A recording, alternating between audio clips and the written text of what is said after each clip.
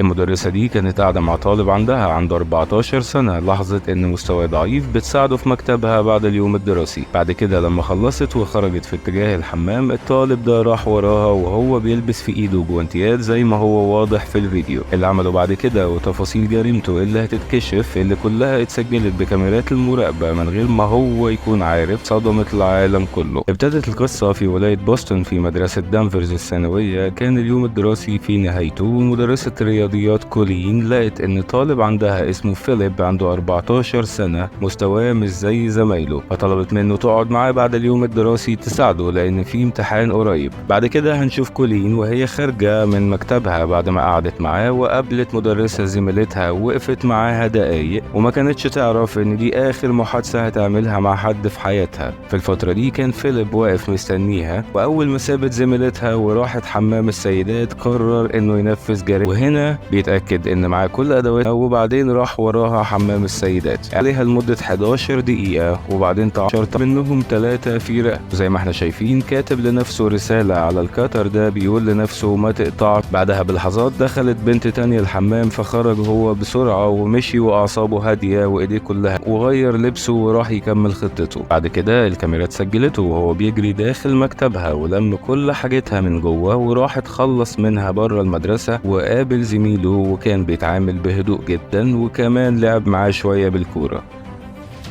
في الوقت ده كانت عيلة كولين ابتدوا يقلقوا عليها انها اتأخرت ومش بترد على اتصالاتهم، وقرر ابوها انه يروح المدرسة يشوفها. في الناحية التانية في المدرسة، فيليب كان في المرحلة اللي بعدها من خطته، وجاب صندوق زبالة فاضي راح بيه مكان الجريمة وحط كولين جواه وخرج بيها من المدرسة. ومن الحاجات المؤلمة ان التحقيقات عرفتنا ان كولين في اللحظات دي كانت لسه عايشة. وهنا هناخد بالنا في اللقطة دي ان الكلب شم حاجة غريبة وفيليب معدي جنبه، لكن محدش كان شاكك في مشهد طبيعي لطالب بيخرج الزبالة لمكانها المخصص. في نفس الوقت كان أبو كولين وصل المدرسة ولقى عربيتها موجودة قدام المدرسة، بس هي مش موجودة وحاجتها اختفت من مكتبها، فبلغ الشرطة. في اللحظة دي كان فيليب راجع المدرسة وهو حافي وبنطلونه متغطي وغير هدومه، وبعدين راح مكان الجريمة لآخر مرة. الغريبة بقى بعد كده إنه ما هربش من المدرسة، وراح وقف مع زمايله عادي جدا من غير أي توتر، وقعد يلف في طرقات المدرسة بعد كده كلها لمدة 30 دقيقة، وبعدين أخيرا مشي. الشرطة وصلت وابتدوا يشوفوا كاميرات المراقبة اللي خلتهم شبه متأكدين إن فيليب هو المتهم الرئيسي في القضية دي، وابتدت فرق البحث تدور عليه. والمفاجأة اللي ظهرت بعد كده في التحقيقات إن فيليب في الوقت ده كان في السينما، وبعد كده راح أكل في مطعم ودفع بالكريدت كارد بتاع كولين. بس بعد ساعات قدروا يلاقوه ماشي في شارع مهجور على بعد 20 كيلو من المدينة، ولما اتقبض عليه لقوا معاه محفظة كولين وأجزاء من لبسها اللي قال انه لقاهم في ماركت مرميين، واخدهم معاه كان هيسلمهم للشرطة. وبعد كده غير كلامه وقال انه سرقهم من عربيتها. الشرطة سألته اللي على الكار مصدره ايه، فاخيرا قرر يعترف وقال لهم مصدره البنت، وهي دلوقتي مرمية في الغابة ومحدش هيقدر يساعدها. طلبوا منه يوصلهم لمكانها فرفض. فرق البحث ابتدت تدور عليها في الغابة، وفعلا لقوها بعد ساعات في منظر كان صدمة لكل اللي شافه، من غير تماما، ومحطوها جذع شجرة بطريقة استخدموا في اللعب، ولقوا جنبها الرسالة دي بتقول أنا بكره الجميع. وعلى بعد أمتار لقوا سلة الزبالة اللي نقلها فيها، وجوانتيات وبنطلونه اللي كان لابسهم وقت الجريمة. وطبعا كلهم في محاكمته ادعى فيليب إن السبب في جريمته هو إن كولين لما كانت قاعدة معاه بتشرح له في المدرسة ذكرت ولاية تينيسي اللي هو عاش فيها طفولة صعبة، عانى من انفصال أبوه وأمه، فقرر إنه لكن طبعا السبب ده مش حقيقي، لأن الشرطة وصلت لتسجيلات ليه في يوم الجريمة الصبح قبل ما يروح المدرسة وهو بيشتري أدوات، وده معناه إنه راح المدرسة من أول اليوم وهو ناوي على جريمته، وإن الدافع والسبب الحقيقي هيفضل سر للأبد.